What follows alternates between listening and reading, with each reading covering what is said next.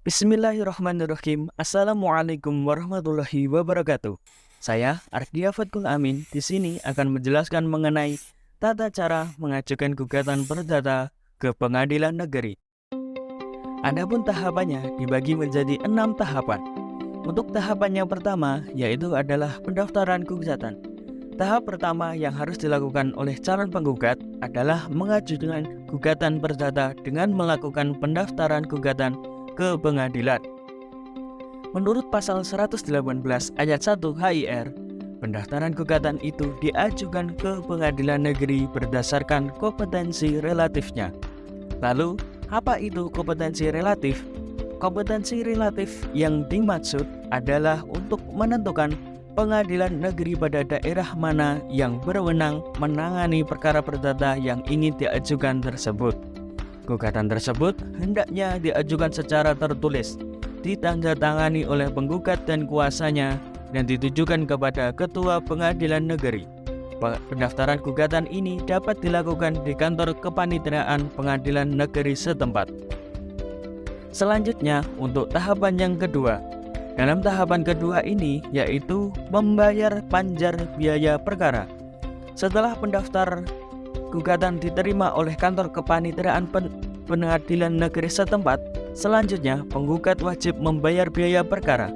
Biaya perkara yang dibayarkan pada tahap ini disebut panjar biaya perkara, yang merupakan biaya sementara yang finalnya akan diperhitungkan setelah diputuskannya putusan pengadilan.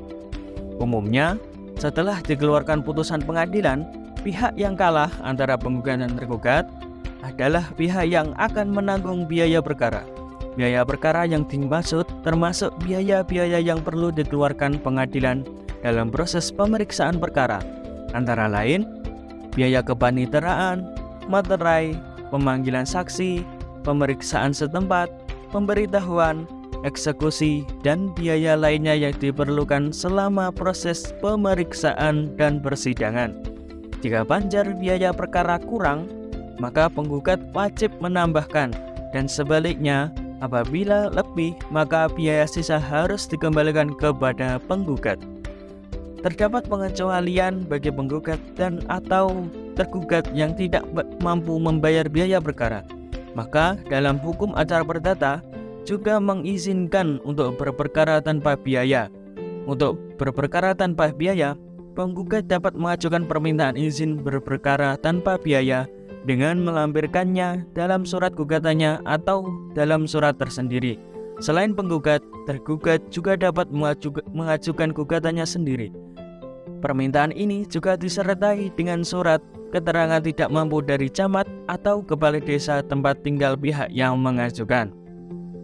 Adapun tahapan yang ketiga dari tata cara mengajukan gugatan perkara ke pengadilan negeri yaitu registrasi perkara. Registrasi perkara adalah pencatatan gugatan ke dalam buku register perkara untuk mendapatkan nomor gugatan agar dapat diproses lebih lanjut. Dilakukan setelah melakukan pembayaran panjar biaya perkara. Lalu untuk tahapan yang keempat yaitu pelimpahan berkas perkara kepada Ketua Pengadilan Negeri.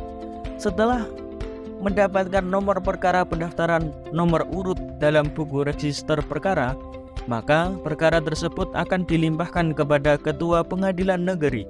Pelimpahan tersebut harus dilakukan secepat mungkin agar tidak melanggar prinsip-prinsip penyelesaian perkara secara sederhana, cepat, dan biaya ringan.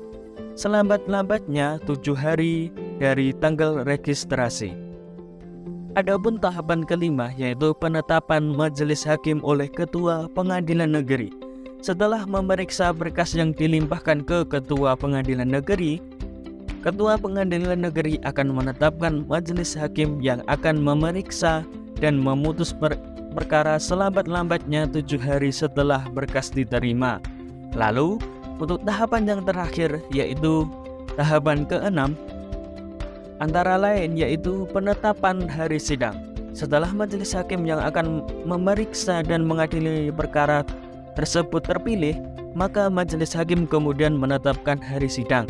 Penetapan itu dituangkan dalam surat penetapan selambat-lambatnya 7 hari setelah majelis hakim menerima berkas perkara. Demikianlah presentasi dari saya mengenai tata cara mengajukan gugatan perkara ke Pengadilan Perdata ke Pengadilan Negeri. Kurang lebihnya mohon maaf. Terima kasih.